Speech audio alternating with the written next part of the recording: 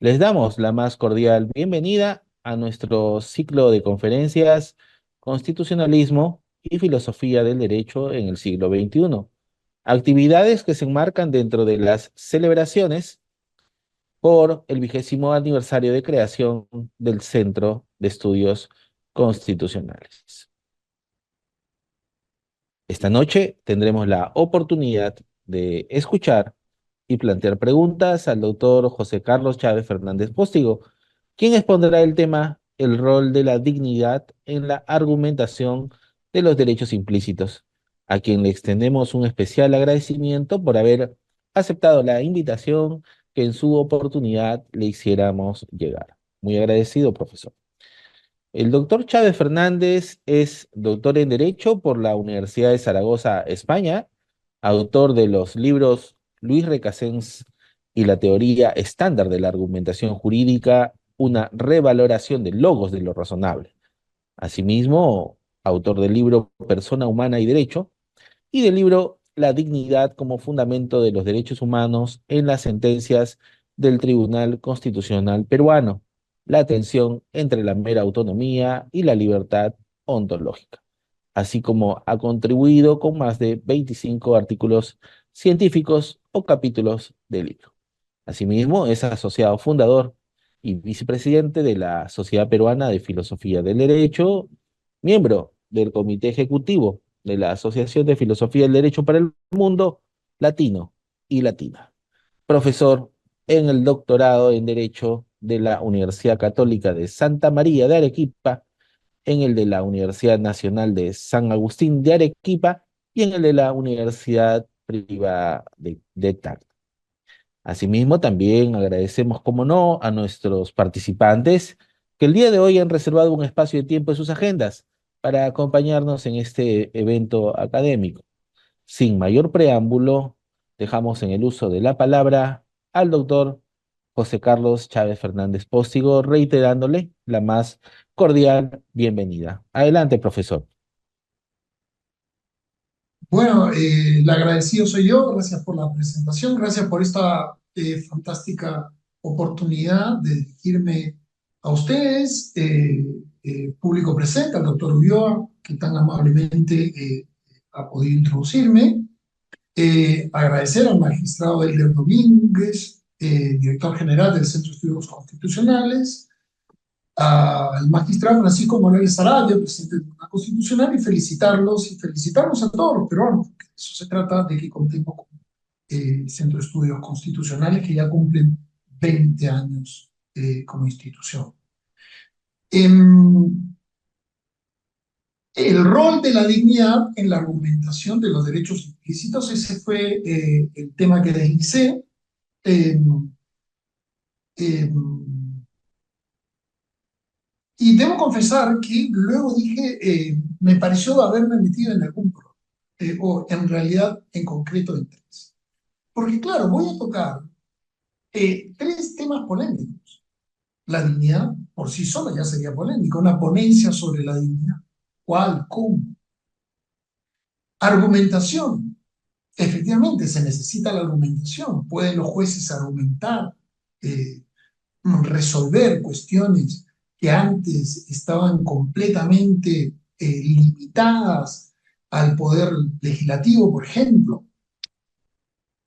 Segunda cuestión complicada. Tercera cuestión complicada, los derechos implícitos. No tenemos ya suficientes derechos expresos que los necesitamos también implícitos.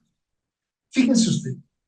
Entonces, no obstante, me pareció interesante porque de alguna manera estos tres temas entrelazados, como están en el título, me permiten a mí conectar algunos estudios que he hecho y deslizar algunas ideas nuevas, todavía no recogidas en algún trabajo de investigación, publicado, quiero decir, eh, y intentar defender la tesis, aquí la enuncio, de que cierto modo razonable de entender la dignidad,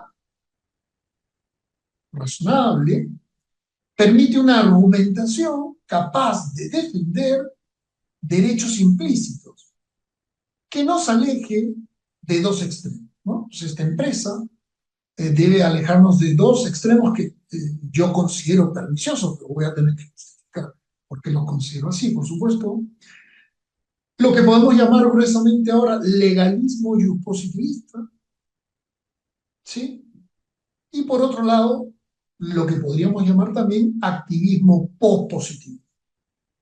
Dejo constancia que no quiero decir que todo positivismo sea necesariamente legalista, ni todo pospositivismo sea activista, pero hay cierto legalismo positivista en disputa con cierto activismo pospositivista respecto de las tres cuestiones que a las que me voy a dedicar hoy, respecto de la dignidad, respecto de la argumentación y respecto explícitamente de los derechos humanos.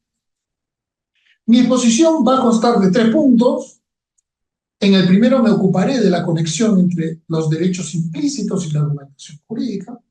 En el segundo me ocuparé de esclarecer el concepto de dignidad, sus concepciones y sus posibles roles respecto de los derechos humanos. En el tercero, finalmente, me ocuparé de cómo la dignidad puede aportar en la argumentación de los derechos implícitos en particular, huyendo o tratando de no caer en estos extremos que podríamos llamar legalismo positivista y activismo postpositivista. Dicho muy brevemente, legalismo positivista, pues no hay más derechos que los que están en el texto legal, y el juez excede sus competencias cuando pretende tutelar derechos implícitos. ¿Eh? O otra mirada del derecho legalista es que el derecho puede crear, el juez puede crear derechos implícitos, por supuesto, mm, para ello no tiene que hacer referencia a ningún estándar de naturaleza moral, ¿sí? Sino son realmente derechos creados en el sentido estricto de la palabra por su autoridad, ¿no? El activismo pospositivista plantearía más bien que las Cortes tienen una amplia potestad para tutelar la dignidad humana, la justicia, el bien, y que efectivamente los textos, con tener su importancia, no pueden ser un límite para la tutela de esta dignidad, ¿no? Eh, Creo que un justo medio es posible, y voy a intentarlo desde la tradición aristotélica, ¿eh? Que es la que suscribo. Dejo constancia que esta ponencia recoge mucho de lo planteado en varios trabajos, como decía, pero en particular en un artículo publicado en la Revista Chilena de Derecho en el año 2019, en coautoría con Piero Ríos Carrillo, quien era estudiante mío en ese momento, y hoy hace el doctorado en Derecho en la Universidad de Oxford, haciendo una tesis precisamente sobre filosofía del derecho, que es a lo que básicamente me dedico.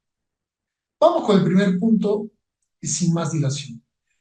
Lo he llamado el desafío de los derechos implícitos y el de la argumentación. Y voy a poner un caso que resulta, creo yo, polémico. Tan pronto se suscitó el caso recordado de Ana Estrada respecto de la solicitud de un derecho a que se le practique la eutanasia en la sanidad pública peruana. Tuve la oportunidad de participar en un debate con algunos colegas, un debate que organizó la Pontificia Universidad Católica del Perú, todavía en pandemia, fue un debate virtual, cuando empezaba, cuando la virtualidad comenzaba a darse y no se había vuelto un medio natural para comunicar, como lo es ahora, pienso. He publicado algunas cosas también sobre el caso de Ana Estrada, así que no voy a entrar en demasiado detalle. Me interesa el caso de Ana Estrada para mostrar lo siguiente. Digámoslo de esta manera, ¿no? Si hoy día le preguntamos a un estudiante de Derecho, eh, ¿existe el derecho a la eutanasia en el Perú? Entendida esta como morir con dignidad o a una muerte con dignidad. Eh, Estoy parafraseando los términos utilizados por la Corte Suprema. Lo pondríamos en problemas. Lo pondríamos en problemas porque, por un lado, él es consciente de que la eutanasia es una conducta prohibida por el Código Penal. No obstante,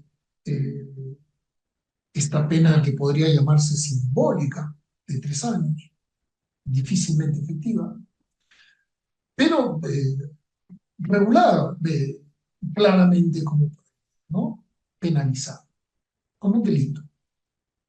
Y por otro lado, esta sentencia eh, que inaplica este artículo del Código Penal y que le permite, y que de hecho le permitió a Estrada solicitar que se le practique lo que se conoce como eutanasia, ¿no? Algunos le dicen muerte digna. Muerte a solicitud, fruto de una enfermedad irreversible y dolorosa, ¿no? Entonces, por supuesto, en esa sentencia se habla de contenidos implícitos, ¿no? Y se argumenta, se dan razones. No puede estar a favor de las razones, tanto del juez de primera instancia como de la sala que resolvió el caso.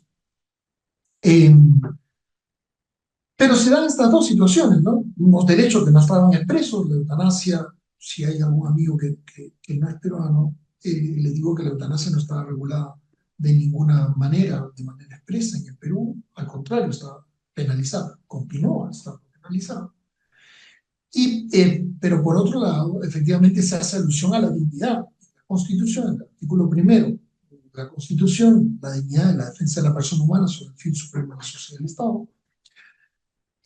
No solo en el artículo 1, también en el artículo 7, algo diré de eso también, me parece importante la referencia al artículo 7. Pero en fin, lo que quería decir es que esto, más allá de discutir propiamente la cuestión de la eutanasia en este momento, aunque si alguien quiere hacerlo a partir de la pregunta, se puede hacer. Lo que me interesaba era que esto manifiesta el primer punto que quería tocar, que es que las cláusulas constitucionales muestran cierta indeterminación, en particular las que contienen derechos fundamentales.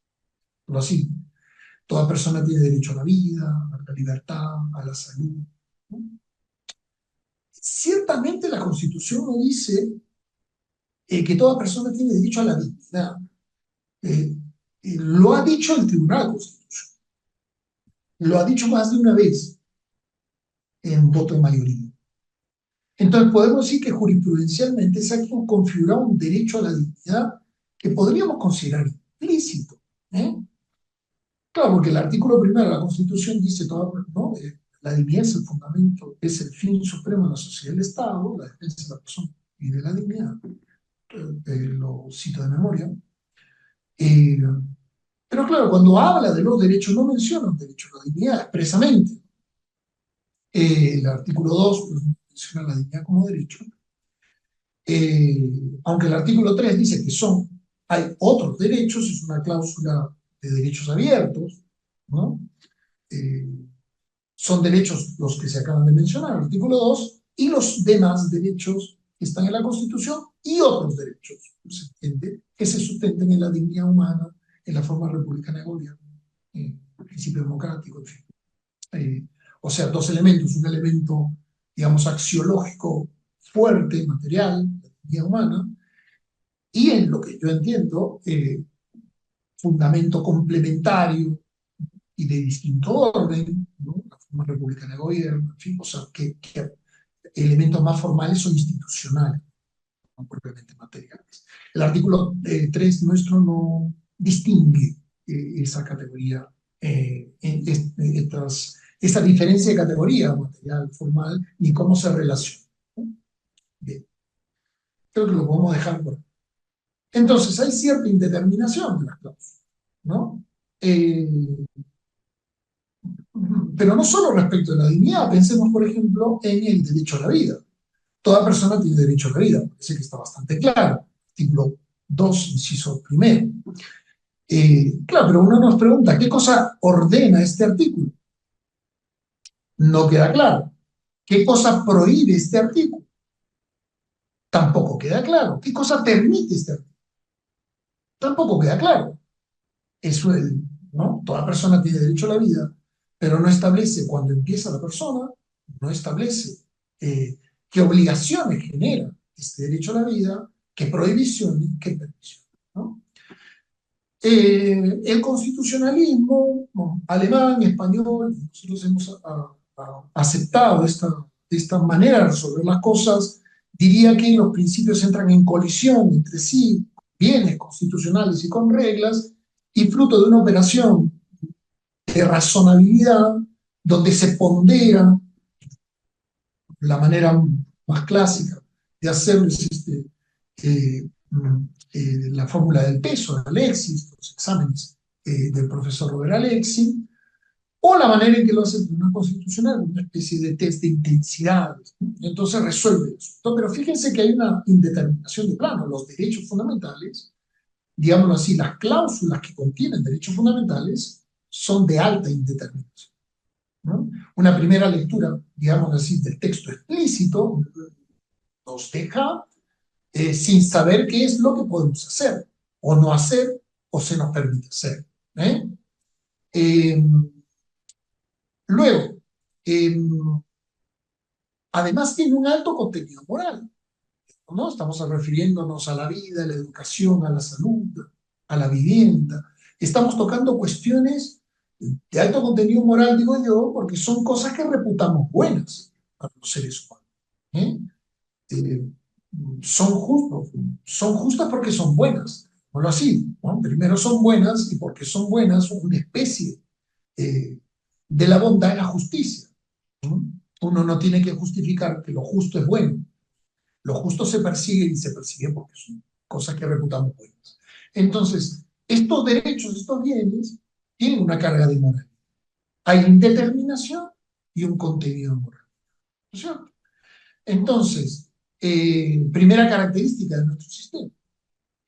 Lo cual conecta con esta segunda característica de los derechos implícitos y su argumentación, que es la necesidad de argumentar jurídicamente aquello que no está expreso.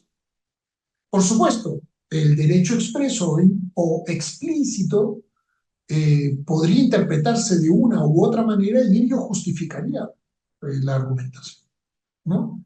Digámoslo así, que las cláusulas indeterminadas y de alto contenido moral, puesto que el lenguaje es indeterminado y el contenido moral puede ser disputado, puesto que no todos tenemos las mismas opiniones morales sobre el asunto, entonces ya los derechos expresos, los derechos explícitos, digámoslo así, eh, requieren de argumentación. Tenemos que dar razones suficientes por las cuales determinamos lo que está indeterminado en los textos de una manera. Por ejemplo, podríamos decir, poner un ejemplo, que matar a todo ser humano inocente o no agresor está prohibido, pero ello implicaría un ejercicio de argumentación porque no está expreso en la norma. Podríamos decir que los derechos son bienes morales, lo cual necesitaría de otra dosis de argumentación, porque así expresamente no lo dice el texto, ¿no? Y esta argumentación requiere precisamente de filosofía del derecho, que es la última conexión que quería hacer, ¿no? Es decir, una argumentación que necesita de filosofía del derecho, y entiendo yo que este ciclo de conferencias muy atinadas apuntan precisamente a eso, la necesidad de argumentar el derecho y la necesidad para argumentarlo de acceder a buena filosofía. Y cuando me refiero a buena filosofía del derecho, tengo que explicar. Eh, Ocurre que como toda disciplina, eh, como toda rama del derecho, aunque la filosofía del derecho no es propiamente una rama del derecho, digámoslo así, que es una disciplina jurídica, filosofía jurídica, requiere cultivarse con seriedad. Entonces, ¿qué es lo que pasa? Que se ha hecho, lamentablemente, demasiado común, debo decir, en el mundo del derecho, por la necesidad que hay de argumentar estas cuestiones indeterminadas y de alto contenido moral, utilizar algunas herramientas de la filosofía del derecho sin una cosmovisión más o menos ordenada o consistente de lo que se entiende. Eso ha pasado precisamente con la dignidad, no voy a referirme más adelante. Es decir, se utilizan términos de un alto contenido moral y de un alto contenido, por decirlo de alguna manera, filosófico-jurídico, a veces no con las suficientes bases, ¿eh? Y aquí no estoy defendiendo una particular forma de justificar una concepción filosófico-jurídica, un enfoque de la dignidad.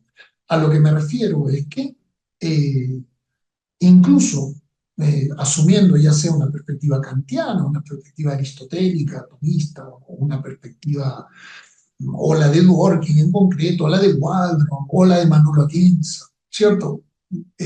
Se hace sin un conocimiento suficiente de las bases que lleva a estos autores a sostener lo que sostienen sobre la dignidad, ¿no?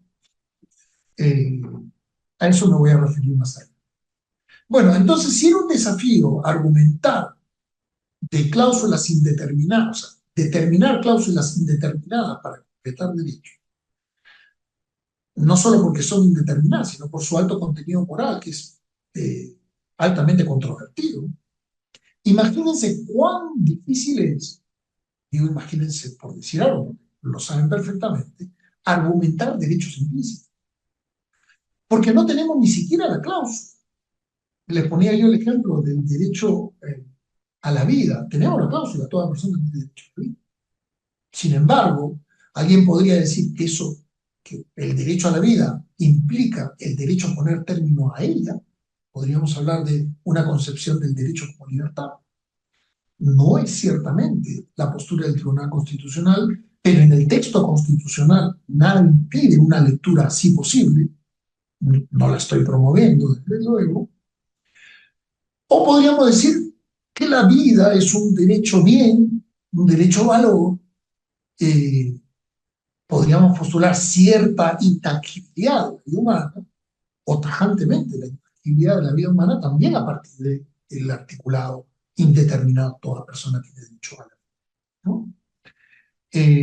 Y entonces, claro, si vamos a las convicciones morales de los peruanos, nos topamos con temas muy complejos, porque hay peruanos que creemos que la vida no es un bien disponible en distintas circunstancias y otros peruanos que creen que lo es en otras, ¿no? Entonces ahí viene este contenido moral altamente controversial, ¿no? Bueno, con los derechos implícitos se da aún más. Y creo que fue lo que pasó con el caso con Ana Estrada. Teníamos la indeterminación. En este caso ya no había la indeterminación solamente del texto, porque no había manera de interpretar un texto sobre la eutanasia, porque en la Constitución no hay ninguna referencia a la eutanasia, pero sí hubo que interpretar el Código Penal y hubo que interpretar otros artículos tratando de justificar que hubiese eso, que es el camino que siguió este asunto. Para los que no son peruanos, no lo vio el Tribunal Constitucional, sino lo ha visto la Corte Suprema. Y entonces hubo necesidad de argumentar sobre derechos implícitos, ir más allá de los textos, necesariamente, es argumentar derechos implícitos. Dar razones suficientes más allá de los textos constitucionales. Entonces, sencillamente describo esto, ¿no? Entonces, ¿cuál es el rol de la dignidad? La dignidad debiera favorecer, ayudarnos a resolver la indeterminación de los textos, pienso yo, y la dignidad debiera ayudarnos a concretar el contenido de los derechos. Hay jurisprudencia del Tribunal Constitucional en ese sentido, que la dignidad no solamente justifica los derechos, sino que direcciona su interpretación, decía el TC en más de una sentencia. Y con eso entro al siguiente punto, el laberinto de la dignidad, así lo llaman, ¿no? Lo primero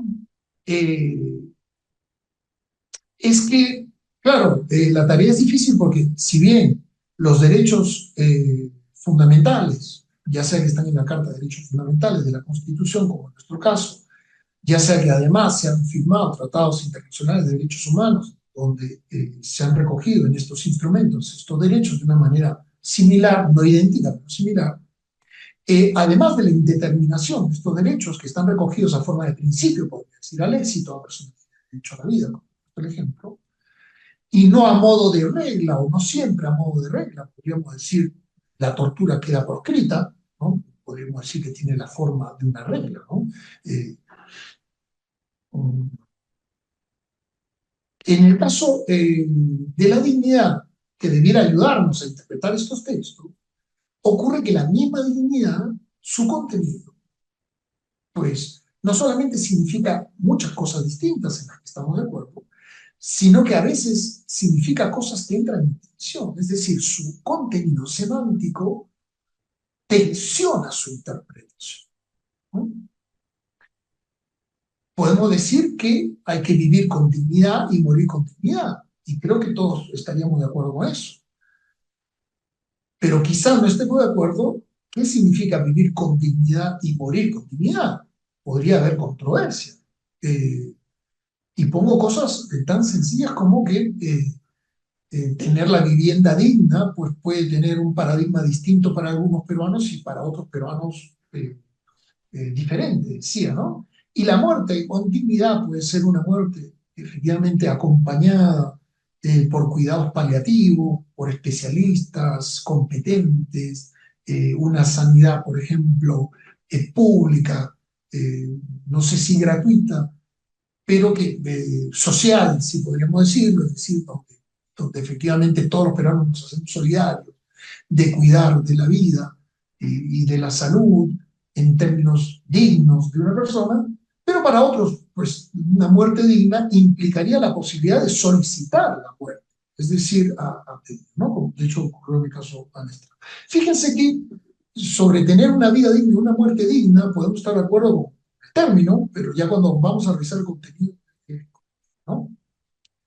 A mí, eso lo ponía como ejemplo, a mí me interesa ahora distinguir eh, todos los contenidos de la dignidad de un contenido en particular, que me parece que últimamente se viene confundiendo, ¿no? Yo voy a hablar de la dignidad como fundamento de los derechos, ¿no? No hablamos de la dignidad como fundamento del derecho cuando decimos una vida digna, porque la vida digna no es el fundamento del derecho, ¿no? Más bien, la dignidad sería el fundamento de todos los derechos. Cuando me refiero al fundamento, quiero decir su justificación, es decir, nos dice por qué son derechos humanos o fundamentales, porque son consecuencia normativa de la dignidad, tendríamos que decir, o sea, la razón de que los derechos fundamentales sean derechos fundamentales, la razón material de fondo última, tendríamos que decir la dignidad, eso significa que lo justifica. Y por otro lado, la dignidad como criterio interpretativo, significa que cuando, ante la indeterminación de los derechos, no sabemos cuál es el alcance de su contenido esencialmente protegido o injusticia protegido, recurrimos a la dignidad y la dignidad nos da elementos para dotar de contenido ese. ¿Sí? Entonces, me voy a referir no a la calidad de vida de los ciudadanos, no me voy a referir a la calidad del trabajo de los ciudadanos, porque se habla también de trabajo, ¿no? No me voy a referir a lo que se conoce como dignidad funcional, la dignidad que podría tener el presidente de la República o el presidente de, de la Corte del Tribunal Constitucional peruano, alguien que ostenta un cargo de representación que tiene una dignidad funcional, que genera un respeto en virtud de la institución a la que representa. Tampoco me voy a referir a eso. Cuando voy a hablar de la dignidad, me voy a referir a aquello que entendemos que es fundamento de los derechos, es decir, que justifica los derechos. Uno podría decir, ¿por qué todos tenemos derecho a la vida? Por dignidad. ¿Por qué todos tenemos derecho a la no discriminación? Porque tenemos dignidad. A eso nos referimos, o sea, la dignidad como fundamento, ¿no? Y la dignidad que ayuda a interpretar los derechos, es decir, cuando decimos qué significa no discriminar a alguien, cualquier diferencia entre personas es discriminatoria, alguien dirá, no es discriminatoria solo aquella diferencia no razonable, ¿no? Y que tiene que ver sobre el disfrute de los derechos. Solamente esa diferencia no razonable sobre el disfrute de los derechos es discriminación. Y eso nos ayuda a verlo, ¿no? La razonabilidad de esa diferencia estará precisamente en la dignidad. Entonces parece que la dignidad viene en nuestro auxilio ante la indeterminación del derecho y ante la problematicidad o la complejidad de lecturas morales de nuestra Constitución. Entonces, eh, aquí voy a discrepar de mi amigo Juan Manuel Sosa, a quien recuerdo con mucho cariño ahora, no sé si nos esté escuchando. Él tiene una tesis muy interesante, respecto de que no se requiere la dignidad sería, en realidad, en por esta indeterminación del contenido al que vamos a aludir en breve, parte del problema, ¿no? Y que bastarían las necesidades humanas básicas, eh, un planteamiento a lo Nussbaum, a lo Sen, ¿no? Para justificar los derechos, ¿no? No voy a combatir esta tesis aquí. He escrito algo sobre eso y lo he conversado con el autor de esta idea. Eh, Solamente quiero decirlo, y esto no cierra la discusión, por supuesto, que, digámoslo así, esta posición es minoritaria, lo cual no significa que sea equivocada, ¿no? Quizá el argumento de fondo, que ya no es un argumento ad populum, digámoslo así, podría ser falaz, sino el argumento que me hace creer que sí requerimos a la dignidad como fundamento de los derechos, es que si se le ataca por su indeterminación, por su alto grado de indeterminación, pues lo mismo podría pasar con la misma noción de necesidades humanas básicas. Y podría pasar no solamente con las necesidades humanas básicas, sino podría pasar con la misma idea de justicia y hasta con la idea del derecho, ¿no? Entonces, descartar la idea de dignidad como fundamento del derecho, porque por su indeterminación precisamente no nos ayuda a justificar convenientemente los derechos ni a determinar mejor los contenidos protegidos de los derechos, pues no me parece un argumento suficiente para desterrar un concepto al que costó llegar y que ha sido reconocido mayoritariamente por todos como fundamento de los derechos, ¿no? Me parece, no estoy diciendo que sea fácil interpretar la dignidad, lo que viene en mi ponencia precisamente ahonda en que no es sencillo, pero me parece que no deberíamos descartar. Y aquí vengo al punto quizá más interesante sobre esto. Hay dos lecturas, estoy reduciendo muchísimo todo esto, ¿no? Podríamos hablar de dos lecturas rivales de la dignidad. La dignidad podría ser autonomía moral al modo kantiano, de entenderlo. Al modo kantiano no significa tal cual la entendía Kant, sino con un approach, ¿no? La dignidad sería autonomía moral de un sujeto ideal, ¿no? ¿Bien? Es decir, eh, la posibilidad de ser legislador universal, ¿no? Esa posibilidad de ser legislador universal es en la que consistiría la dignidad. Manuel Atienza tiene un argumento interesante por el cual dice que no se trata de un solo principio de la dignidad como autonomía, sino igualdad, en fin. Yo no me puedo detener aquí, quizá las preguntas se pasen un poco más, pero me parece que la igualdad se sustenta más bien en la dignidad. Entonces no me parece que sean como tres principios que coexisten armónicamente y que no están sustentados en nada, sino que me parece que la igualdad se desprende de la dignidad. Voy a tratar de argumentar después porque creo eso. Y que la autonomía también es una manifestación de la dignidad, pero que se sustenta en otra cosa. ¿Y qué es esa otra cosa? Vamos, la versión rival, aquí minoritaria, tengo que admitirlo, la dignidad como ontología, ¿no? Sobre lo que escribí en el libro de 2012 sobre la jurisprudencia del Tribunal Constitucional, precisamente, ya hace 12 años, ¿cómo pasé? Bien, entonces, habría, o la dignidad se entendería como autonomía moral, y la dignidad se entendería como ontología. Una sería una dignidad referida a la autonomía humana, lo que nos haría dignos sería esa autonomía. Y la otra manera de entender la dignidad es referida a la naturaleza humana, lo que nos haría dignos sería nuestra naturaleza.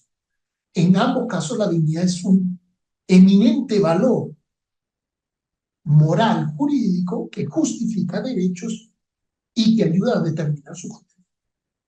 ¿Sí? En ambos casos. Bien, listo.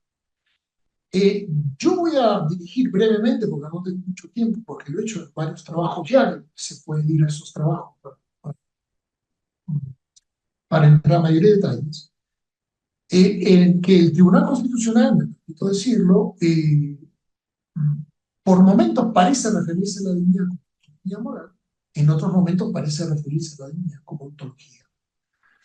No es como la jurisprudencia de la Corte Constitucional colombiana, donde claramente ha optado por la autonomía moral, sino que nuestro tribunal, quizá por nuestro propio texto constitucional, se debate entre una dimensión. ¿eh? Eh, Bien, ¿por qué creo yo que no es buena idea sostener, y aquí minoritariamente, lo voy a decir, la gran mayoría de la literatura y de la jurisprudencia no me da la razón, lo cual lo único que logra es que me empeñe más en tratar de mostrar mis argumentos? Bien, poco de terquedad, aritmética. Bien. ¿Por qué creo yo que la autonomía moral no es una buena, no es un buen concepto de la dignidad como fundamento de los derechos? Tengo varios argumentos, pero me voy a ir a los dos más importantes. Porque el primero, porque la autonomía moral es variable, es gradual. Nunca tenemos toda la misma autonomía. La autonomía varía, no solamente en la vida de uno. Podríamos decir que yo hace 10 años no tenía la misma autonomía moral que ahora. Cuando estaba soltero no tenía la misma autonomía moral que ahora que estoy casado. Cuando era un niño no tenía la misma autonomía moral que ahora. Y no la tendré, la misma autonomía, esa capacidad de ser legislador universal, ¿no? O ser o ser dueño de mi propio destino, por decirlo en términos más coloquiales, no la tendré cuando sea anciano. Quien más ha estudiado podría tener mayor autonomía que quien menos estudió. Quien más opciones tuvo de ser beneficiado por la economía, en la salud, en la alimentación, en la educación, pues podría tener mayor autonomía que quien no. En esta sala virtual, podría poder ver sus rostros hoy, es imposible, pero en esta sala virtual probablemente no todos tengamos la misma autonomía. Básicamente porque no hay dos seres humanos idénticos. Nuestra autonomía es gradual, variable. Eso parece sugerir la Corte Interamericana de Derechos Humanos en Octavio Amplio, y eso acepta expresamente Manolo en un libro, Manolo Atienza, a quien aprecio muchísimo y cuyo libro recomiendo, sobre la dignidad humana. Es un libro que publicó Trota en el 2022, donde sostiene esta tesis. No la sostiene desde el 2022, la sostiene desde antes. Que la dignidad es autonomía moral. Ahora dice sí que no solamente autonomía, pero básicamente autonomía moral, me atrevo a sostener. Y como que la autonomía es variable y graduable, esto traería un inconveniente, dice Manolo, que es que la dignidad sería variable. Inmediatamente ustedes entenderán el problema de que la dignidad de los seres humanos sea variable. Se tendría más o menos dignidad dependiendo de más o menos autonomía. Porque si la dignidad es variable, llegamos a la conclusión de que los derechos, la titularidad de los derechos es graduable. Uno podría tener más derechos que otros. No todos seríamos igual. La solución de Manolo me parece interesante, la voy a decir rápidamente, ¿no? Él dice que no perdamos la calma, que podemos mantener que la dignidad es moral y que este inconveniente se puede saldar si es que fijamos racionalmente, un límite sobre el cual todos tenemos dignidad y bajo el cual no se tiene dignidad, ¿no? O sea, esta gradualidad de la autonomía que generaría una gradualidad de la dignidad con el efecto indeseable de que no todos tendríamos los mismos derechos, no todos los seres humanos tenemos derechos, lo podemos solucionar fijando los seres humanos un umbral sobre el cual todos tenemos la misma dignidad y bajo el cual nadie tiene. Yo he tenido la oportunidad de comentarle que me parece esta solución, con el mayor respeto, el mayor cariño, peor. ¿Por qué? Porque implicaría, en mi opinión, renunciar al concepto precisamente de dignidad como fundamento de los derechos humanos, porque en esta solución el fundamento de los derechos humanos estaría en ese acuerdo ideal o real eh, que fija ese umbral sobre el cual Todos tienen derechos los mismos, y porque tienen la misma dignidad, de una manera ficticia, ideal, porque en la realidad no tienen la misma dignidad, y bajo el cual nadie tiene dignidad, aunque la tenga un poco, ¿no? O sea, me parece que este acuerdo tiene dos problemas. Esta solución tiene dos problemas, que es un acuerdo revocable, ¿qué acuerdo? Y por otro lado, que es injusto, porque implicaría tratar de manera igual lo que es desigual, básicamente, ¿no? Si alguien tiene más autonomía, podría decir, bueno, a mí me corresponde mayor dignidad y mayores derechos, porque me están privando de eso. Entonces no tenemos salida, estamos perdidos, hay que abandonar el concepto de dignidad. No, me parece que no. Me parece que deberíamos reconducir el concepto de autonomía, la dignidad como autonomía, e ir más al fondo y preguntarnos por qué somos seres autónomos. ¿Por qué los seres humanos somos dueños de nosotros? Es decir, ir a un concepto de dignidad como ontología, ¿no? Como naturaleza humana, que es un concepto metafísico. Eh, Se ha puesto de moda criticar la metafísica, digamos, se había puesto un poco de moda, se está yendo esa moda porque hay autores muy serios que están hablando de distintos tipos de metafísica. Vamos a hablar concretamente de Robert Alexy para evitarnos mencionar a otros autores que hablan ya de metafísica. Robert Alexy habla de una metafísica constructiva, no enfática, pero habla de metafísica, ¿no? Entonces, ¿qué entiendo yo por metafísica? Nada de esoterismo ni de magia, como parece creer la Corte Interamericana de Derechos Humanos, la vez que se refirió a la metafísica, que si mal no recuerdo fue solo una, sino nada de esoterismo ni de magia, por supuesto tampoco a nada intrínsecamente religioso. Lo que me refiero con la metafísica es el approach aristotélico, es decir, Aristóteles se da cuenta que habían cosas que él observaba en el mundo y que esas cosas que él observaba solo las podía entender presuponiendo algunos elementos que no podía observar, pero que su inteligencia le permitía entender. Causa-efecto, sustancia, accidentes, materia, forma, concepto metafísico. ¿Eh? Se sorprenderán ustedes porque los usamos todos los días. Bueno, eso es la metafísica. Es decir, una explicación transempírica que no se quede en el dato empírico, pero que parte del dato empírico para tratar de entender razonablemente. Bueno, si hacemos eso con la dignidad, me parece que encontramos detrás una estructura humana valiosa que nos hace, y aquí viene la ventaja, igualmente dignos a todos los seres humanos, ¿no? Tendríamos igual dignidad. ¿Y por qué igual dignidad? Porque lo único que tenemos igual, nuestras enormes diferencias son palpables, pero lo único que tenemos exactamente igual tiene que ser algo no físico. ¿Por qué? Porque la física es contingente, es histórica, es mudable. En cambio, aquello que nos hace iguales tiene que ser algo necesariamente metafísico, no físico.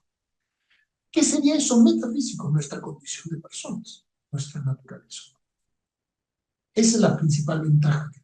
Entonces no tendríamos que inventarnos que somos iguales, ni quedar que somos iguales. No es que somos iguales, tenemos igual dignidad, porque tenemos una naturaleza humana común, universal. Y al ser la dignidad común y universal, genera derechos universales. Sorpresa, ninguna. Derechos humanos o derechos fundamentales, ¿no?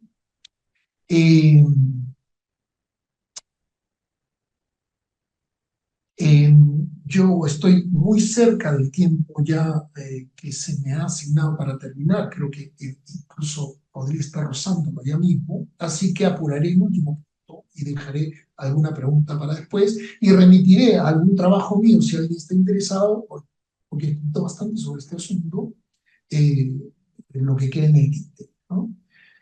Para mí, ¿qué cosa es un derecho implícito?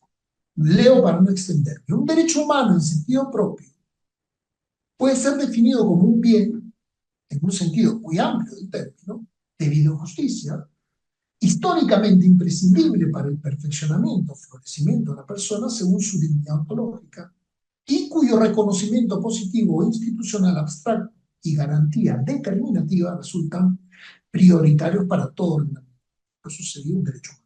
Asimismo, un derecho fundamental en sentido propio sería un derecho humano en sentido propio reconocido expresamente como fundamental por la Constitución. Bueno, y vamos con el derecho implícito. Un derecho fundamental implícito en sentido propio es un derecho humano en sentido propio no reconocido explícitamente como fundamental por la Constitución política de un país. Correlativamente, un derecho fundamental implícito en sentido impropio sería un derecho humano en sentido impropio argumentado e impuesto autoritativamente como derecho fundamental implícito por un alto tribunal, en nuestro caso el Tribunal Constitucional. Un derecho fundamental, y aquí vengo con algunas características que me distinguen del activismo pospositivista, entonces quisiera mostrarlas, abusando de su paciencia y generosidad. Un derecho fundamental implícito, en sentido propio, podría ser reconocido por el Tribunal Constitucional, por un alto tribunal, dependiendo del país, incluso, en mi opinión, sin mediar lo que suele llamarse una cláusula expresa de desarrollo de derechos implícitos, precisamente porque su fundamento es la dignidad, pero solo en orden a evitar o a reparar una grave injusticia en un caso específico, es decir, solo frente a una flagrante violación puntual al fundamento moral de todos los derechos, la dignidad humana del justiciable, lesión a un bien humano básico concreto que además de gozar de un amplio reconocimiento social como tal, no esté protegido ni por un derecho constitucionalmente reconocido de manera expresa, ni por uno de sus contenidos argumentados.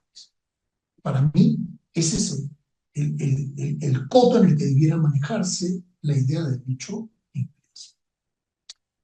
Sin embargo, voy terminando, dicho bien interpretado como derecho implícito por parte del tribunal, en un caso puntual, y esto puede ser polémico, no debería recibir por parte de este una formulación dispositiva abstracta que lo proponga autoritativamente como parte del catálogo de derechos fundamentales en orden a su aplicación normativa erga omnes. Creo que esta formulación abstracta típica de las cartas de derechos fundamentales tendría que quedar necesariamente retenida por quien tiene expresamente la potestad de modificar la Constitución, aspecto que nos parece indispensable destacar si se quiere respetar no solo el fundamento moral de los derechos, sino también el institucional o positivo de la soberanía del pueblo. En ese sentido, me parece que la representación directa y la estructura abierta de la discusión, que es propia del Poder Legislativo, dotan de mayor legitimidad a su interpretación de lo que es o no un derecho fundamental en un momento histórico concreto, aunque ciertamente está lejos de premunirlo de infalibilidad. Lo que quiero decir en términos muy sencillos es que los altos tribunales debieran, si es que no hay un contenido expreso en la Constitución, pero es claro, palpable, que hay una injusticia grave que debe ser conjurada, que se argumente este derecho implícito, que se conjure esa injusticia en el caso concreto, pero que no debamos asumir que ese buen trabajo del tribunal, o no tan bueno, dependiendo del caso, automáticamente genere el engrosamiento del catálogo de derechos, sino que esa tarea quede en manos del Poder Legislativo, del Poder Constituyente. Pero un planteamiento prescriptivo, no descriptivo, porque de hecho así no funciona nuestro tribunal, y que yo sepa, ninguno de los que he podido conocer, pero un planteamiento prescriptivo como el que propongo tendría varias consecuencias relevantes para el sistema jurisdiccional en su conjunto. Menciono las más importantes. Primero, que un juez ordinario no debería tener la prerrogativa de fallar a favor de un supuesto derecho fundamental implícito, lo cual trae sus problemas. Segundo, que la jurisprudencia del Tribunal Constitucional que verse sobre tales derechos no debería tener carácter de precedente, si no pasaría precisamente lo que creo yo que debemos evitar. Tercero, que dicho tribunal no debería declarar, y esto es muy importante, la inconstitucionalidad de una ley, aun cuando tenga la convicción de que la misma viola un derecho no argumentable como explícito en la Constitución. O sea, solo serviría para tutelar causas específicas, pero no para expulsar del sistema una ley. por más argumentable que sea un derecho implícito, no debiéramos, en virtud de ese argumento de un derecho implícito, expulsar, permítanme ese juego de palabras, una ley expresamente dada por el Parlamento, por el Congreso. Termino. Un planteamiento como el que sostengo aquí está lejos de ser pacífico, evidentemente. Tiene muchas aristas que se pueden discutir. Pero creo que es una salida razonable para el dilema que se nos pone de un lado, que nos propone de un lado el legalismo positivista, ¿no? Que nos dice más o menos así: o los derechos implícitos se extraen del mero texto de la Constitución o se crean autoritativamente por los jueces, por un lado. Y el activismo judicial pospositivista por el otro. Los derechos implícitos se extraen de alguna concreción de la autonomía siempre que no afecte la autonomía del tercero. He querido mostrar que un camino intermedio es posible.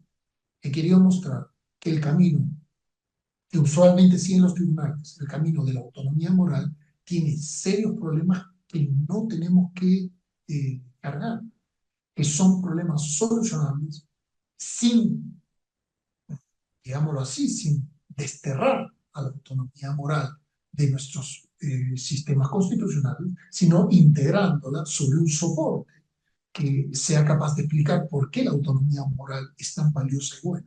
Ese soporte entiendo yo que es la naturaleza humana. Por supuesto, plantear cuál naturaleza humana y cómo es una ardua tarea que no puedo emprender aquí, pero por supuesto que tendría que estar sujeta a discusión, a deliberación pública. Muchísimas gracias, disculpen por haber dicho.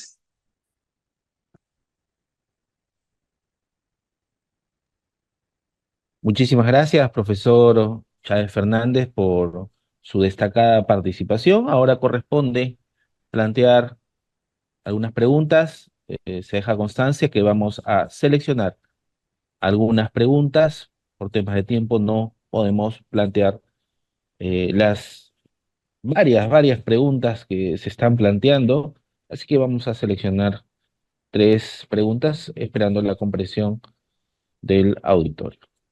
De parte del participante Rodolfo Alba Rodríguez, pregunta: hace 3 meses atrás en Francia modificaron su constitución y han incluido el aborto como derecho fundamental. Siendo esto así, existiendo el derecho a la vida, siendo el concebido un titular de derechos para lo que le favorece, existiendo la dignidad humana, entonces, ¿cómo se puede reconocer el aborto como un derecho constitucional?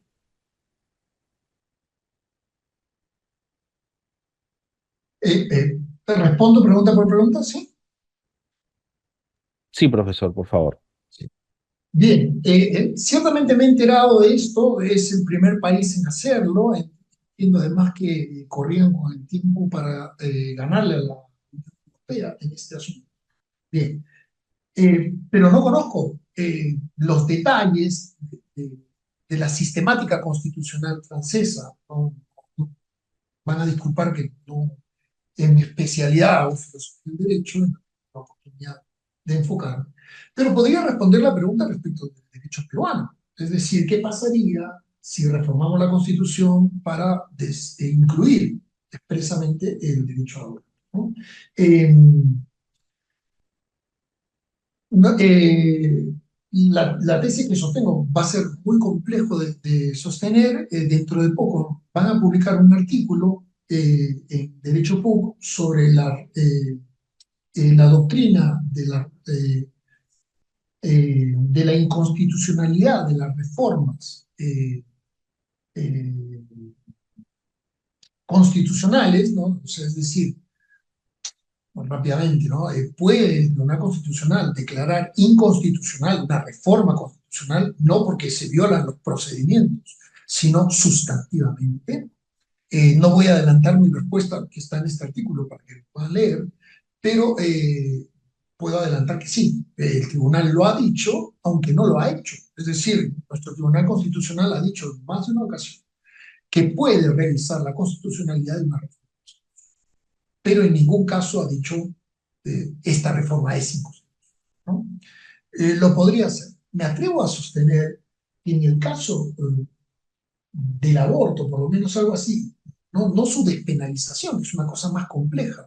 Tampoco estoy diciendo ahora que esté a favor de la despenalización del aborto, es un asunto más complejo, yo tendría que darles argumentos, no tengo el tiempo para eso. Pero diría de que la proclamación como derecho fundamental del aborto es incompatible con la idea de que el abortado, digamos, o el abortable, sea un ser humano. O sea, es decir, sostener que es un ser humano y que sin embargo puede ser destruido y que es un derecho fundamental la destrucción de la vida de un ser humano, me parece que sería inconstitucional. Eh, para eso tendría que justificar, cosa que no puedo hacer ahora, que pueda haber enmiendas constitucionales e inconstitucionales cuando atacan directamente el valor de la dignidad. Sería además discriminatorio. Por supuesto que esto depende de que yo pueda justificar que toda vida humana desde el primer momento es un ser humano, cosa que me encantaría hacer, pero no puedo hacer ahora. Sería ocasión de conversarlo en otra oportunidad. Eh, por supuesto que tengo que hacerme cargo de eso. Primero, de que existe un principio de respeto a la vida humana no agresora, tendría que justificar eso. Segundo tramo, tendría que justificar que la persona lo es desde el momento mismo de la concepción, tendría que justificar esa tesis.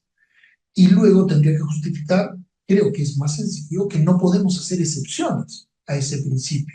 Es decir, no podemos dejar desprotegidos a algunos seres humanos o a todos los seres humanos en una determinada etapa de su vida, eh, porque es muy pequeño, qué sé yo, ¿no?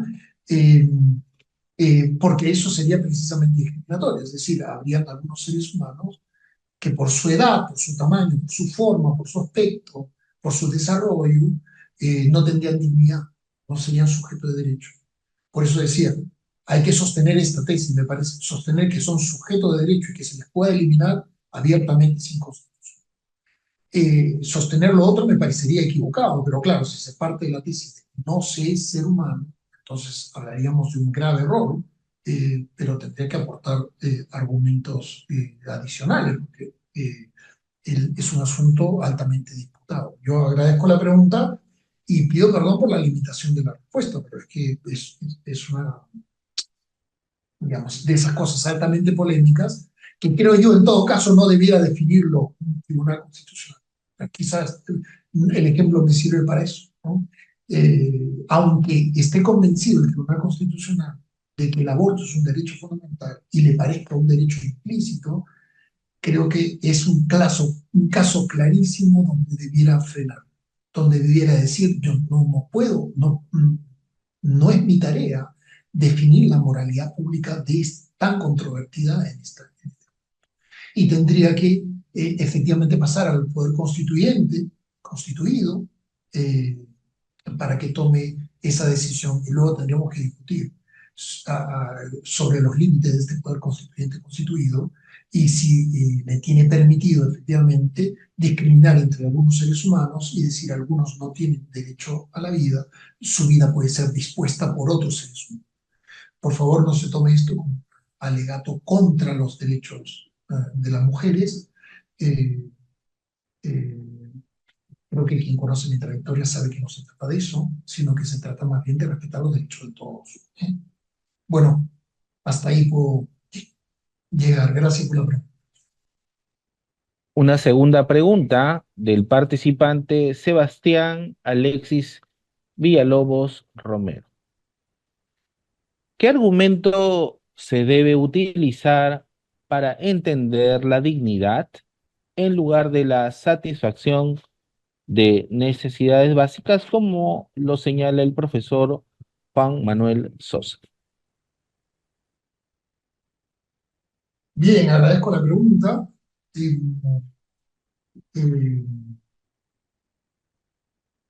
eh, a mí me parece lo siguiente, ¿no? A la pregunta de por qué las necesidades humanas básicas deben, digámoslo así, a ver, ¿por qué hay que alimentar, por qué el Estado debiera velar que se alimente las personas que no tienen alimento o porque se eduquen las personas que no pueden educarse por sí mismas? ¿Por qué el Estado tiene que velar porque tengan vivienda? Se puede decir porque son necesidades básicas. Bien, pero ¿qué es lo que pasa? Que, claro, ahí se comete una falacia naturalista. Es decir, constatamos que hay esas necesidades e inmediatamente damos un salto lógico para argumentar que hay una obligación jurídica, una prescripción, no una descripción. Yo describo esas necesidades y automáticamente salto a las prescripciones para decir que hay un deber de satisfacer. A mí me parece que hay que satisfacer esas necesidades básicas, pero la razón de esas necesidades básicas es la dignidad humana. O sea, la razón por la cual esas necesidades humanas son deudas de justicia, es decir, lo que conecta el ser con esos juicios de deber es precisamente el concepto. Por explicarlo muy rápidamente, ¿no? Eh, eh, Tengo entendido que el libro, la tesis de Juan Manuel, eh, lo cual celebro, va a ser publicada recientemente, y eh, no quiero adelantar mucho, pero algo escrito sobre eso y verá la luz en el momento oportuno, pero entonces lo dejo aquí por ahora, pero no es que estoy corriendo al debate, sino que tengo escrito algo sobre eso y entonces lo dejo para una siguiente ocasión, pero me parece que el concepto de dignidad precisamente es fundamental para conectar las necesidades humanas básicas como hechos y convertirlos en deudas de justicia, es decir, derechos. Sin la dignidad, me parece que no se puede. Gracias.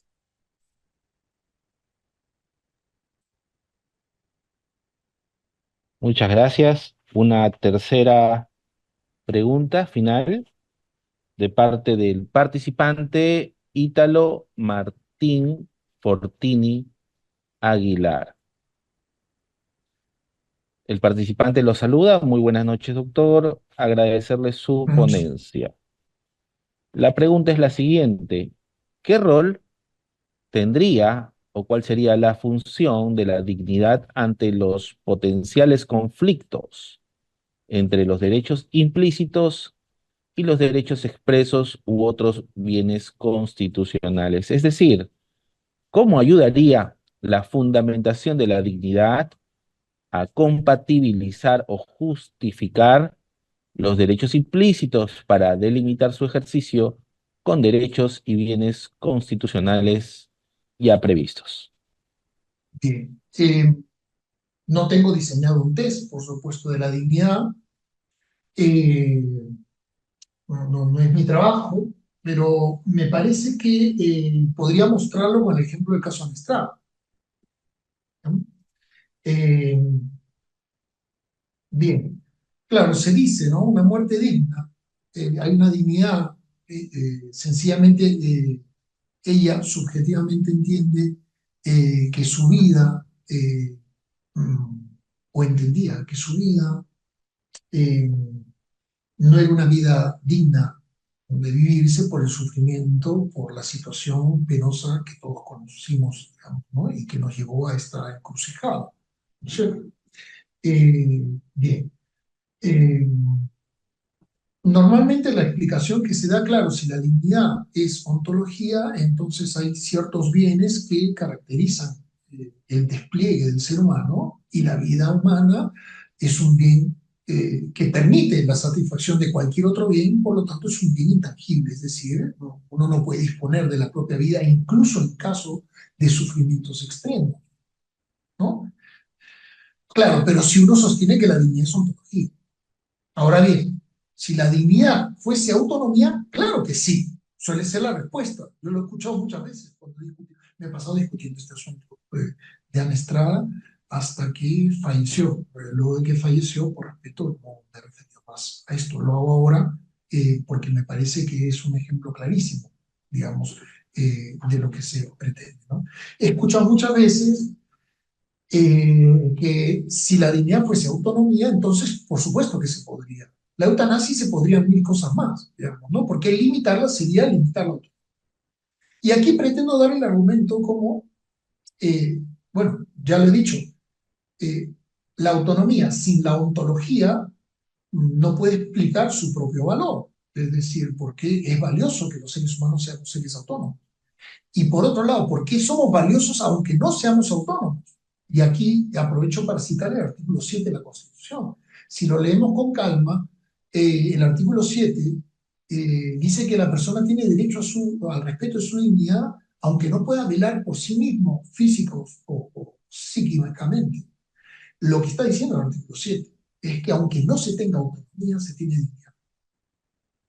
Eso dice el artículo 7 de nuestra Constitución. Casi expresamente.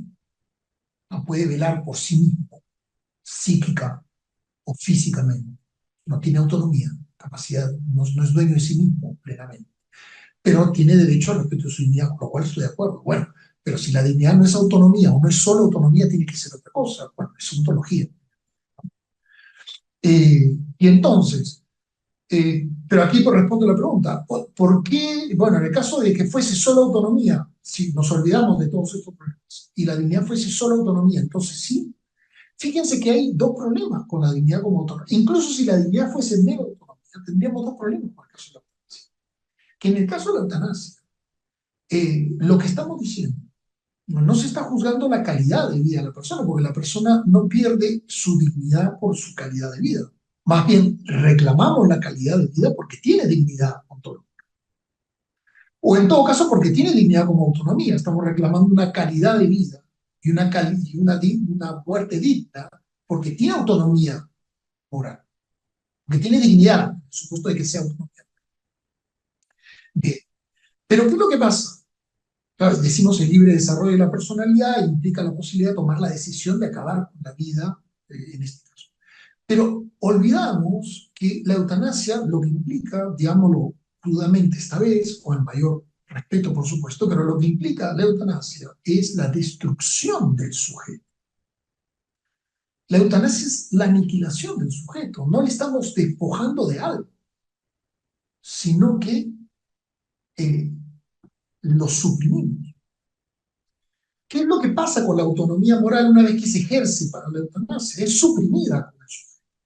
Lo que quiere decir es que si la dignidad fuese autonomía moral, creo que tendríamos serias dificultades para justificar la eutanasia también, porque la eutanasia es la supresión de la autonomía del sujeto. Uno dice, bueno, pero se le respeta la autonomía, pero para destruirla. Si quieren, discúlpenme que ponga este ejemplo, ¿no? Un contrato de esclavitud. Podría haber muy buenas razones por las cuales alguien quiere firmar un contrato de esclavitud. Eh, Imagínense que está en una situación de deudas desesperadas, su familia no come, y entonces él se ofrece como esclavo a cambio de una retribución para su familia. Se vende. Ustedes me dirían, eso va en contra de su dignidad. Yo le diría, pero si es su autonomía moral.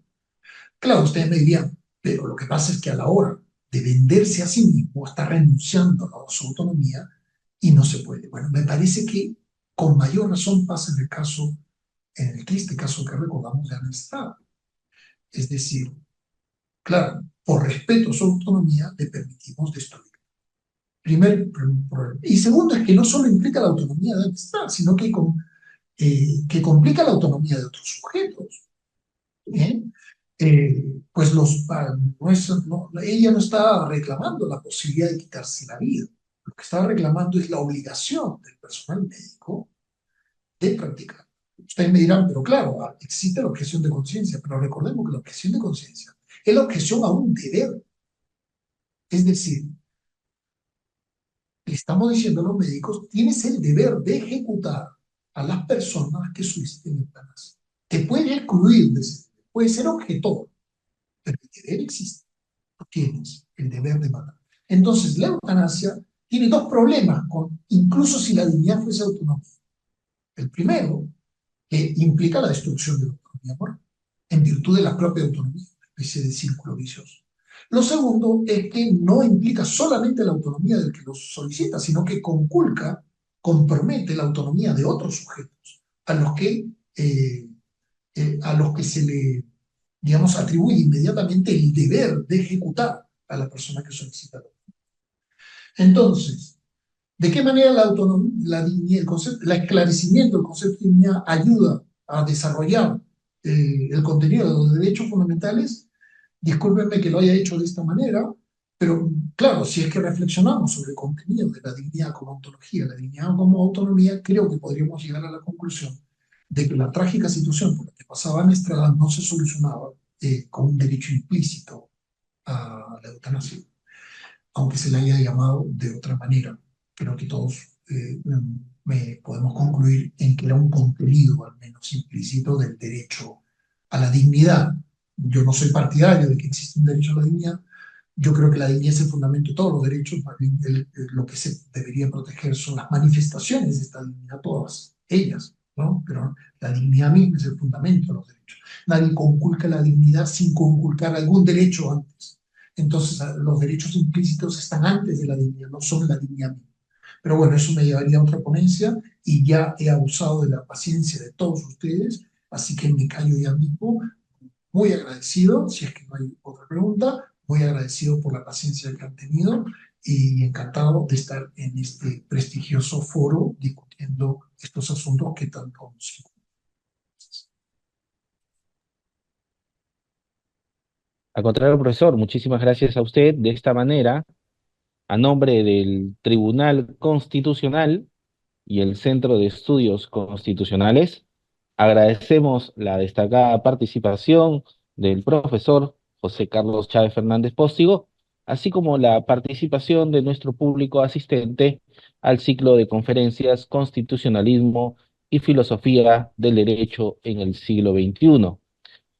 Debemos comunicar que al cierre de la presente actividad y para aquellos que no hayan podido conectarse, anunciamos que las jornadas completas de este ciclo de conferencias se encontrarán colgadas en nuestra plataforma y redes sociales para que todos puedan acceder y volverlas a escuchar. Síganos en nuestras redes sociales para que obtengan toda la información sobre las actividades que realiza el Centro de Estudios Constitucionales. La actividad académica ha concluido y los esperamos en nuestra próxima jornada para el día de mañana a las 10 de la mañana con la participación del profesor de la Universidad de Milán, Roberto Cambarata. Muy buenas noches y muchísimas gracias.